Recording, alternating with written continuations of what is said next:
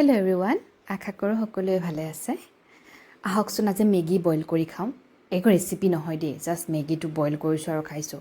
প্ৰথমতে পানীখিনি বইল হোৱাৰ লগে লগে ইয়াত দি দিলোঁ মেগী মছলাটো, আৰু কিছুমানে প্ৰথমতে মেগীখিনি দিয়ে মানে নুডলখিনি দিয়ে, তাৰপিছত মছলাটো দিয়ে। মই কিন্তু আগতে পানীত মছলাটো দি লওঁ, তাৰপিছত ধুনীয়াকৈ পানীখিনি উতল অহাত ইয়াত মই মেগীখিনি পেলাই দিওঁ, মানে নুডলখিনি পেলাই দিওঁ। তাৰপিছত ধুনীয়াকৈ বইল হৈ যায়।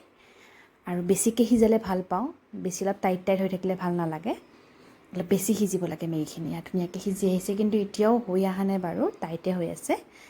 এয়া লৰাই দিলোঁ। মেগী বহুত ধৰণে খায়, ময়ো বহুত ধৰণে খাব পাৰোঁ, কিন্তু কেতিয়াবা এনেকৈ বইল কৰি খায়ো ভাল লাগে। এয়া প্ৰায় হৈয়ে গৈছে, পানীও শুকাই আহিছে আৰু এইখিনি ধুনীয়াকৈ সিজিও আহিছে।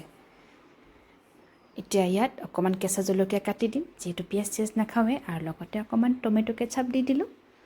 বাছ হৈ গ'ল মেগী ৰাতিপুৱা খাবৰ কাৰণে। যেতিয়াই খায় আৰু লগতে ল'লোঁ একাপ ধুনীয়া গাখীৰ চাহ, বেছি মিঠা দি। আজিলৈ আহিছোঁ, পুনৰ আন এটি ভিডিঅ'তে আকৌ লগ পাম। তেতিয়ালৈকে বাই বাই।